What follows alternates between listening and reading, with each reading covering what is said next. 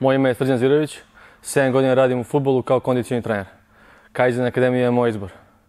Za Kaizen Akademiju sam čuvao fudbalskog igrača koga treniram. Trenirao sam s Markom mjesec dana boks privatno. Cilj mi je bio da povratim svoj fitness, da redukujem telesnu težinu koja je usled brojnih putovanja, treninga, nije bila na nivou koji zahtjeva se od mene u mom poslu.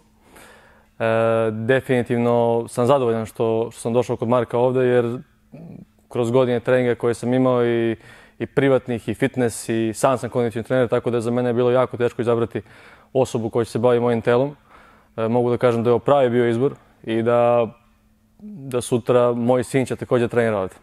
Pošto ovo nije bio moj prvi susret sa borilačkim vještinama, došao sam kod Marka misleći da imam neko znanje. Međutim, ovdje mi se svet i pogled na samu vještinu promenio dosta. Ne dosta, od samog temelja. Tako da za mjesec dana sam promenio sve svoje trenažne rutine i bukvalno sam naučio sve ono što sam učio u drugim školama po 6 mjeseci. Prvo bih se obratio mojim sportistima koji znam da imaju potrebu za treningom i kad dođe pauza moraju da ostanu u formi. Ovo treba bude vaš izbor za trening, ovo treba bude broj 1. Ne trčanja, ne treninzi kondicioni, ovo je zanimljivo, ovo vam daje novu vještinu i poveća vaš motorički prostor, što je najbitnije.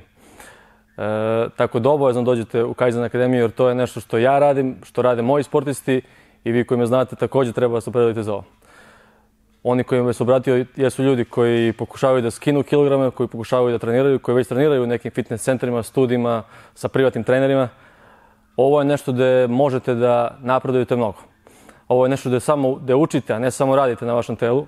Ovo je nešto što sutra kad izađete na ulicu bit ćete zadovoljni što ste naučili nešto novo. A ne samo da idete kući mrtvi od treninga, od čučnjeva, od vežbi. Mark Lajfner, čovjek za vas.